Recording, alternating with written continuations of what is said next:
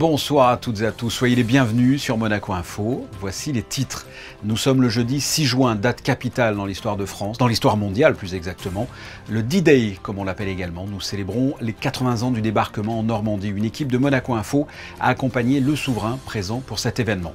Nous recevrons Thomas Fouilleron, le directeur des archives et de la bibliothèque du Palais Princier, pour nous parler de ce débarquement, mais aussi du débarquement de Provence le 15 août, de la libération de Monaco le 3 septembre et des 5e rencontres des sites historiques Grimaldi qui se dérouleront le week-end prochain, place du Palais. Le salon Top Marque consacré aux voitures et aux produits de luxe a ouvert ses portes au Grimaldi Forum jusqu'à dimanche. La présentation de cette 19e édition dans ce journal. Le Green Shift Festival organisé par la Fondation Prince Albert II bat son plein sur l'esplanade du Larvoto. Une façon différente d'aborder l'écologie. Nous verrons ce soir des jeunes de Monaco et de Molenbeek chanter ensemble autour de ce Green Shift Festival. Et enfin, nous recevrons l'ambassadeur d'Italie à propos de la fête nationale du 2 juin, de la communauté transalpine importante à Monaco et de la ferveur italienne concernant la famille princière. Nous ouvrons donc ce journal en prenant la direction de la Normandie où la région commémore les 80 ans du débarquement. Année après année, les Normands, mais aussi les visiteurs, se font un devoir de se souvenir du passé, de la plus grande opération aéronavale de l'histoire qui a marqué un tournant décisif dans la Seconde Guerre mondiale. Rejoignons nos envoyés spéciales sur place, Émilie Rousseau et Camille Caloni. Bonsoir Émilie, ce 80e anniversaire est marqué par plusieurs temps forts.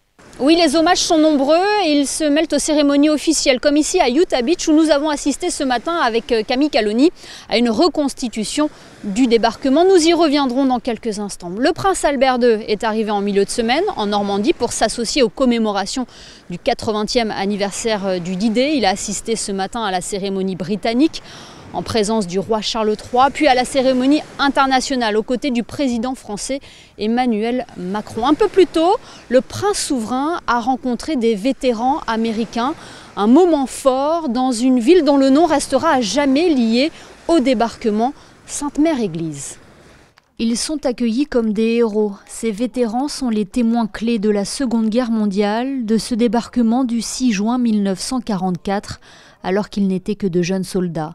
Leur courage et leur bravoure ont été longuement applaudis par des milliers de personnes, un hommage à la hauteur de leur dévouement, un hommage auquel s'est associé le prince Albert II qui a pu échanger avec ces vétérans au Airborne Museum. C'est un anniversaire important, mais parce que dans les années à venir, il y aura malheureusement de moins en moins de vétérans, donc c'est, je ne dirais pas, je leur espère tous une très longue vie, mais je crois que malheureusement, il faut profiter de chaque occasion pour les remercier, pour les honorer, pour leur rendre l'hommage qu'ils méritent. Il y avait beaucoup de monde ici aujourd'hui à Sainte-Mère-l'Église et j'étais très heureux de pouvoir les rencontrer et discuter un petit peu avec eux. Et l'émotion est toujours intense malgré le temps qui passe pour ces hommes. Ils sont de retour sur un lieu qui a marqué leur vie à tout jamais. Marty Sylvester avait 18 ans lorsqu'il s'est engagé dans cette guerre. Il a fait le déplacement depuis les États-Unis pour vivre ses commémorations avec son fils Paul. It's very mixed.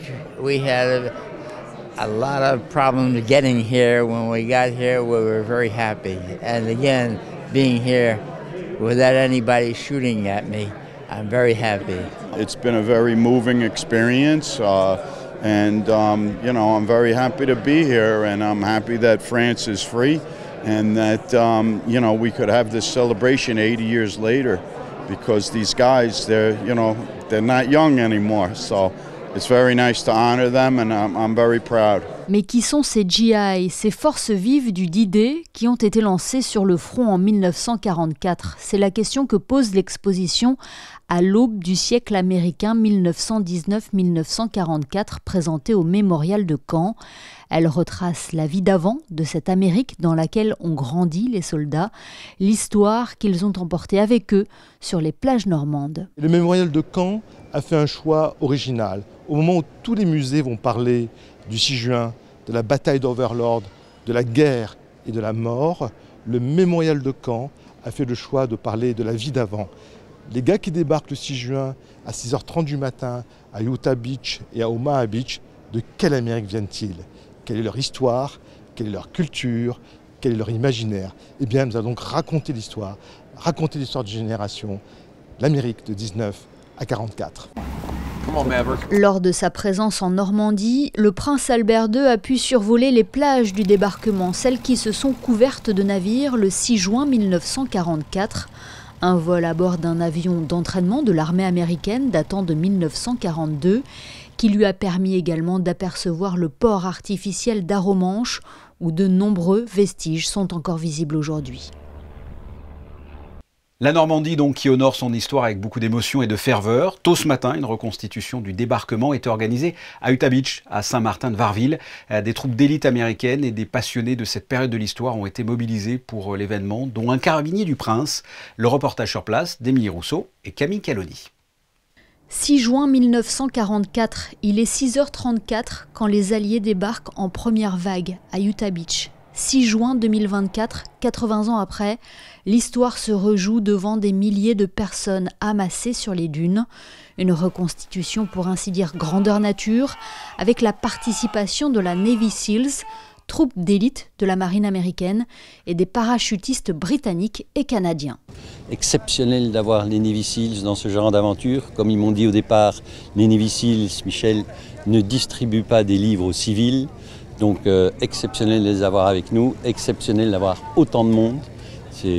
La plage est énorme, il y a 300 mètres de plage, donc il y a l'air d'avoir pas trop de monde, mais il y a des milliers de personnes, donc c'est vraiment un très bel hommage pour ces familles du 2e Naval Beach Bataillon qui ont débarqué ici dans les premières vagues d'assaut le 6 juin 1944. 150 reconstitueurs ont participé à cet hommage en tenue d'époque. Parmi eux, Laurent Garcia, il est carabinier du Prince et passionné par cette époque de l'histoire.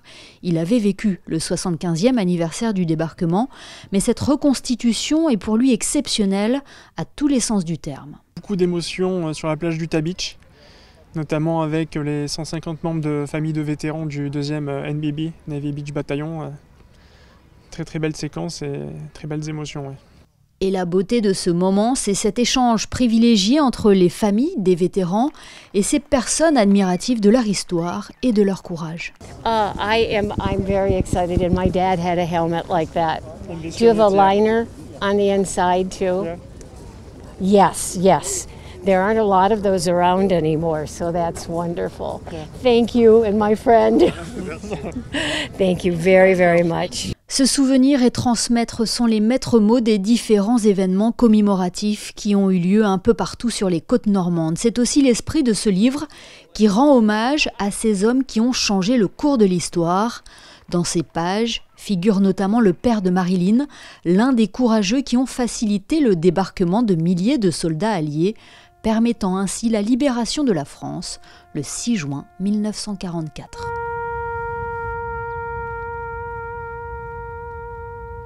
Et pour clore ce dossier, nous recevons le monsieur Histoire du Palais, plus précisément le directeur des archives et de la bibliothèque du Palais Princier. Thomas Fouilleron, bonsoir. Bonsoir Fabien. Aujourd'hui, je l'ai dit, nous célébrons les 80 ans du débarquement en Normandie. Le Prince a fait le déplacement. Qu'est-ce que représente cette date pour l'historien que vous êtes ?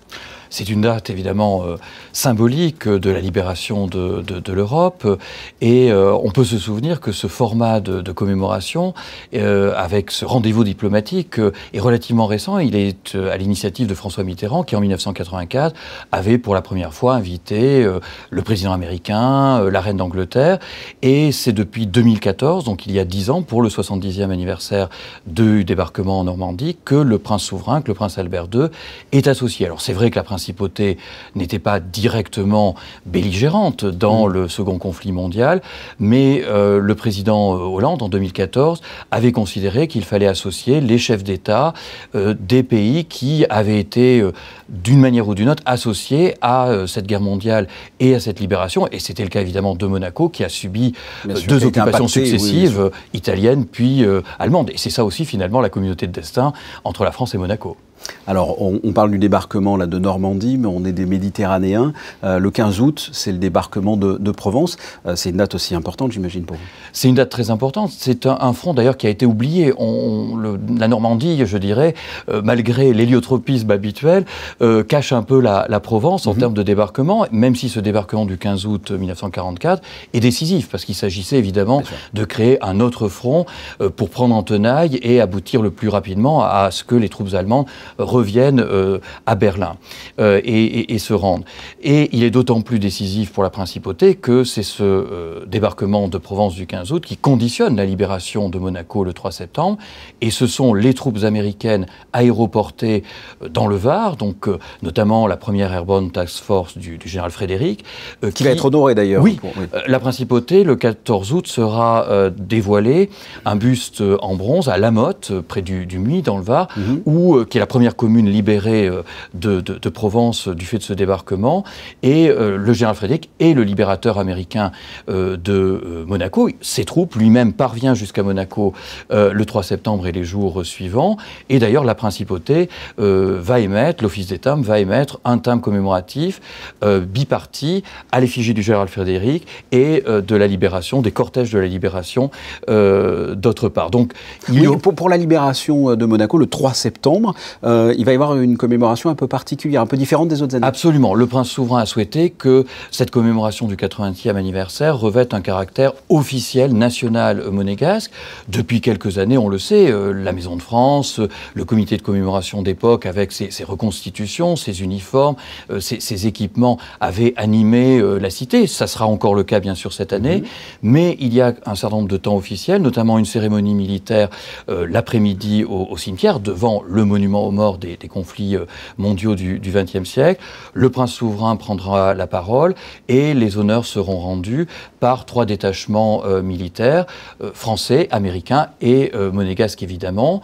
Et ensuite, le prince, les hautes personnalités viendront sur la place de la Visitation, d'abord du côté du Conseil national, pour fleurir la plaque commémorative en l'honneur de René Borghini et son agent de liaison Esther Poggio, tous deux fusillés justement ce 15 août 1944 à l'Ariane. Et ensuite, ira dans le hall du ministère d'État une exposition. Une exposition que nous préparons, que les archives du Palais, la mission de préfiguration des archives nationales, l'Institut audiovisuel de Monaco, en collaboration aussi avec la médiathèque de Monaco, 3 commissaires, Vincent Vatrican, Michael Bloch, Stéphane Lamotte et moi-même, donc pour une exposition qui va se consacrer justement à ce temps précis de la libération de Monaco, du 3 septembre 1944 au 28 décembre. 28 décembre, pourquoi ? C'est la dissolution du comité de libération, donc d'une émanation de la résistance locale, mais plutôt d'une résistance beausoleilloise, très matinée évidemment de communisme. Et donc à la fin de l'année 1944, la principauté, les autorités légitimes de la principauté retrouvent pleinement l'exercice de leur souveraineté. Donc c'est ce temps de la libération, d'ailleurs pour montrer, contrairement à une idée reçue, et contrairement à ces scènes de liesse populaire que l'on retrouve souvent dans ces libérations de villes, que tout n'est pas fini le 3 septembre. Les premiers jours de septembre et presque même la totalité du mois de septembre sont encore pour les Monégasques sous le feu de bombardements, de mines qui éclatent parce que les Allemands sont encore dans les hauts. Pensons que la libération de Sospel, c'est simplement en octobre. Oui. Et donc les navires alliés doivent pilonner les dernières positions allemandes qui dominent Monaco. Alors le 3 septembre, la libération de Monaco, mais plus proche dans le temps, dans à peine plus d'une semaine. Les samedis 15 et le dimanche 16 juin, place du Palais, ce sont les 5e rencontres des sites historiques Grimaldi de Monaco. Que va-t-il se passer ? Alors là encore un anniversaire, là un 5e centenaire, puisque c'est en 1524, et c'est une date majeure dans le processus de reconnaissance de la souveraineté monégasque au début du XVIe siècle, le seigneur de Monaco fait alliance avec l'empereur Charles Quint. Donc c'est évidemment majeur. Après la reconnaissance de la souveraineté monégasque en 1512 par le roi de France, Charles Quint en 1524 reconnaît la souveraineté monégasque, et quelques années plus tard, parce qu'il faut entretenir l'amitié, il faut entretenir le lien de proximité avec les Grimaldi, un certain nombre de fiefs sont accordés par Charles Quint dans le royaume de Naples, à l'époque sous domination espagnole. D'ailleurs, les Habsbourg dominent l'Europe, encerclent complètement la France, et quand on est une petite souveraineté, il vaut mieux être sous la protection du plus fort, c'est-à-dire de Charles Quint. Et ces sites historiques, donc aujourd'hui dans les Pouilles, en Basilicate, en Campanie, sont les invités, j'allais dire d'honneur, les principaux invités de cette 5e rencontre. monde, avec localement Vintimille et Hérol, Breil-sur-Roya pour l'ancien fief du château de Pénat, aujourd'hui Pienne, parce que les Grimaldi avaient justement la charge de, militairement, on revient à cet intérêt stratégique de Monaco, de contrôler à la fois les bas, Vintimille, et les hauts, le haut de la vallée de la Roya avec le château de Pienne. Des rencontres qui nous permettent peut-être d'avoir une pensée aussi pour Albert Croisi, qui s'en est occupé pendant des années, qui nous a quittés l'année dernière. Et il nous manque beaucoup. C'est un défi cette année, je dirais, d'essayer de faire aussi bien que ce qu'il préparait chaque année. Thomas Fouilleron, merci. Merci beaucoup. Une grosse actualité en résumé dont on vient de parler, avec chronologiquement les 15 et 16 juin, les 5e rencontres des sites historiques sur la place du Palais. Le 15 août, les commémorations du débarquement de Provence. Et le 3 septembre, la libération de Monaco. Qualifié par le New York Times d'événement automobile le plus exclusif du monde, Top Marque est un salon international de supercars qui se déroule au cœur de la principauté en ce moment même. Retour sur cette 19e édition avec Vanessa Dessy, Julien Laugier et Louis Borgia. C'est désormais l'un des seuls événements au monde où les amateurs de voitures et les collectionneurs peuvent voir et acheter des modèles emblématiques de toutes les époques sous un même toit. Top Marque propose cette année encore plus de supercars, des motos, des bateaux et de l'innovation. Les passionnés de haute horlogerie peuvent découvrir les plus grandes maisons ou les derniers arrivés sur le marché, comme cette jeune maison qui combine artisanat traditionnel et technologie de pointe. J'ai la chance de pouvoir régulièrement monter sur circuit et en fait je me suis rendu compte que c'est quand on a les deux mains au volant, parce qu'il faut quand même les garder quand on roule, on va dire, certaines vitesses sur circuit. En fait, si on veut voir son heure, il faut toujours enlever une des mains du volant et donc on se met un petit peu moins en sécurité.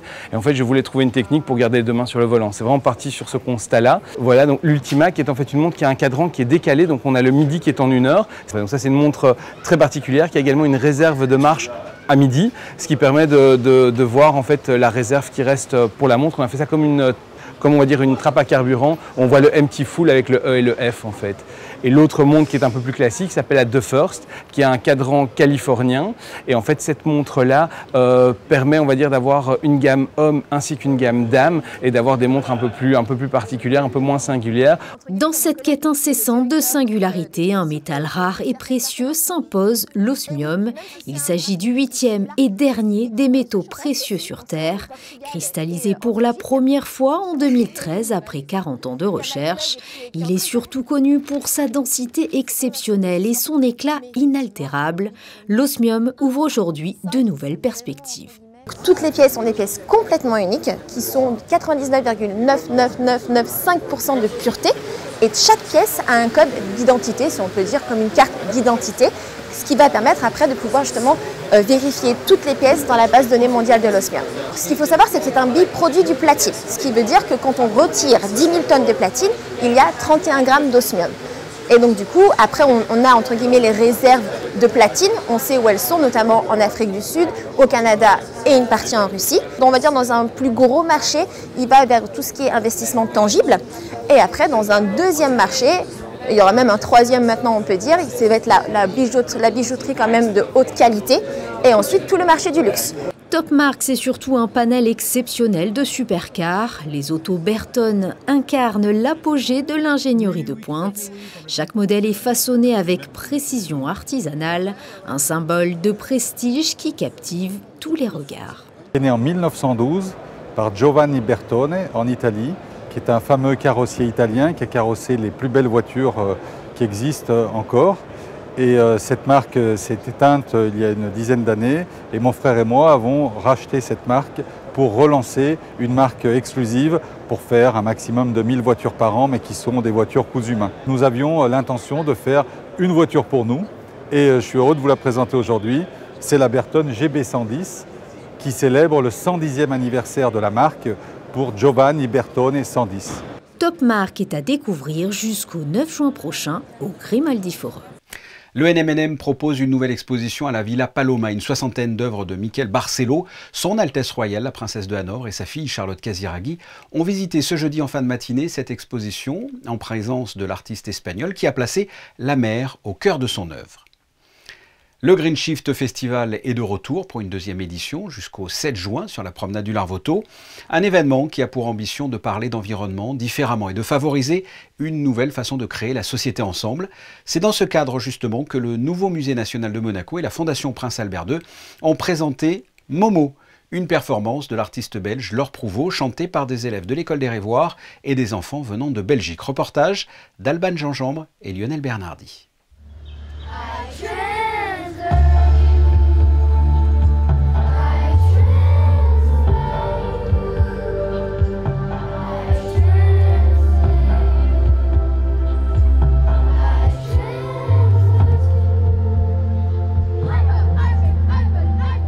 C'est après avoir chanté à travers la principauté que les écoliers monégasques ont retrouvé leurs camarades belges pour porter un message encore plus fort. Il faut être gentil avec la planète. Qu'on a été ensemble, parce que si on est tout seul, on ne peut pas partager, on ne peut pas vivre. C'est important de savoir ce que font les oiseaux, parce que parfois on peut dire « oh c'est super beau, c'est simple », mais non. Parce qu'ils voyagent, ils n'ont pas de nourriture vraiment avec eux et ils doivent voyager très longtemps. L'oiseau comme symbole d'espoir, Momo, c'est le titre de cette performance pour Monaco Molenbeek. Casser les frontières, essayer de connecter aussi ces deux villes qui, a priori, sont plutôt opposées ou très différentes et comment elles peuvent se nourrir l'un de l'autre, se connaître, se toucher. Devenir l'un l'autre, pour les enfants de Molenbeek, rencontrer les enfants de Monaco, avec beaucoup d'optimisme, d'imaginaire pour un monde meilleur, plus doux, plus inclusif, moins séparé, avec plus d'échanges à tout niveau. Le Green Shift Festival se poursuit encore avec ses nouveaux imaginaires écologiques. Prochain rendez-vous du Green Shift Festival, vendredi en fin d'après-midi sur l'esplanade du Larvoto avec comme thématique écologie et pop culture. Nous célébrons aujourd'hui le débarquement de Normandie. On en a parlé en début de journal, mais le 2 juin, la communauté italienne célébrait sa fête nationale. C'est une journée commémorative correspondant à la naissance de la République italienne en 1946. De plus, l'Italie et Monaco entretiennent des relations diplomatiques depuis 1947. La communauté italienne est la 3e plus grande communauté résidente de la principauté avec plus de 8000 membres. Et nous sommes à 3 jours des élections européennes.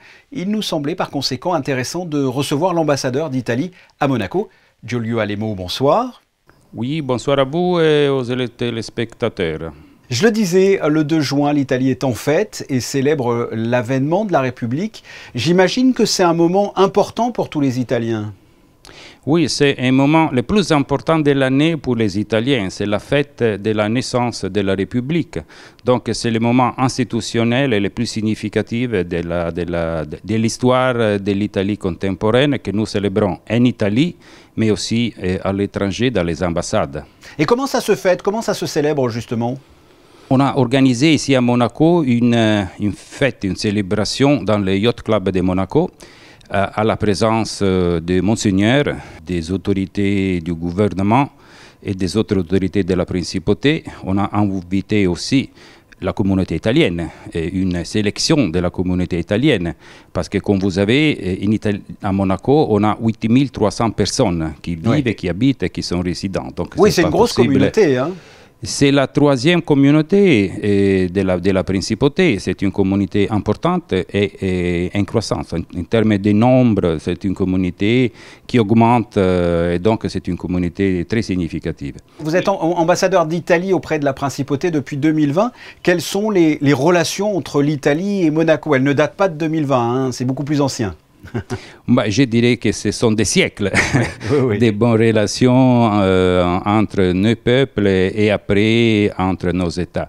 Ce sont des relations historiques, ce sont des relations très étroites à niveau commercial, à niveau culturel, à niveau familial, parce qu'on a plusieurs familles qui sont des familles mixtes, c'est-à-dire italiens et monégasques qui se sont mariés, et donc on a une tradition aussi familiale qui fait part de la tradition culturelle commune entre nos deux pays. Mais on a aussi des relations politiques, et sur ces dossiers avec les autorités de la principauté et d'accord avec les autorités italiennes, on a créé des opportunités pour consolider cette relation spontanée qu'on a entre les deux pays aussi dans le cadre institutionnel d'une collaboration politique. J'ai remarqué que la population italienne aime la principauté, aime le prince et sa famille. J'ai pu le constater en allant sur des déplacements avec le souverain en Italie, où il y a une vraie effervescence, avec du public absolument partout pour accueillir le prince à chaque fois. Comment vous expliquez cet amour de la principauté auprès des Italiens ? Oui, c'est vrai, c'est un amour pour la principauté et c'est un amour pour Monseigneur. Je peux vous donner plusieurs explications parce qu'on voit dans la figure de Monseigneur un chef d'État proche à la population, proche à son sujet, mais proche en général à l'être humain. Donc le pouvoir proche du peuple, c'est une chose très importante et remarquable. Et ça, c'est la raison, je pourrais dire, la plus simple à expliquer. Mais il faut considérer aussi le rôle de la principauté dans la défense de l'environnement marin et humain, donc sur des thématiques qui sont devenues globales, de grande importance stratégique pour le futur de l'humanité.